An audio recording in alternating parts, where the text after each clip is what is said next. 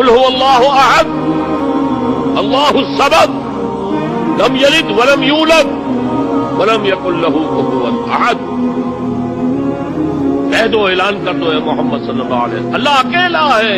احد، اللہ ایک نہیں، ایک تو واحد سے ترجمہ ہوگا. اللہ واحد، احد اکیلا، تنہا، کوئی اس کا ساتھی نہیں ہے. اللہ الصمد، صمد اس کو کہتے ہیں کہ جس کا کوئی سہارا لیا جائے، جس کے سہارے سے کوئی چیز قائم ہو. اللہ قائم بالذات ہے، اپنی ذات سے قائم ہے. پوری کائنات اس نے تھامی ہوئی ہے، وہ چلا رہا ہے. آسمانوں اور زمینوں کو اس نے تھاما ہوا، انزالتا، کہیں اپنی جگہ سے ہٹ نہ جائے.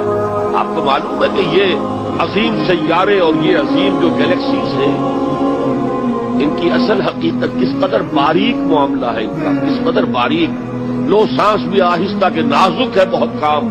آفاق کی اس کارگہ شیشہ گری کا، ان کے درمیان جو فاصلے ہیں، ان کی باہمی کشش ہے.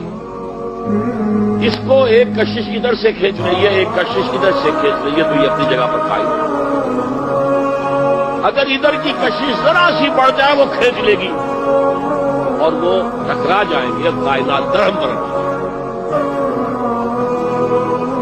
یہ تو توازن ہے، اسی کو کہا سورہ رحمان میں ووضع المیزان. لوگوں نے سمجھا میزان سے مراد یہ زمین کی جو میزان جس میں ہم بولتے نہیں، والسماء رفعها ووضع المیزان، یہ سما سے متعلق ہے.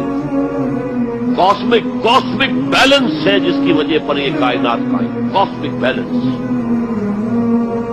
بہرحال اللہ ہی ہے جو قائم بالذات ہے اور باقی سب اس کے سہارے قائم ہیں.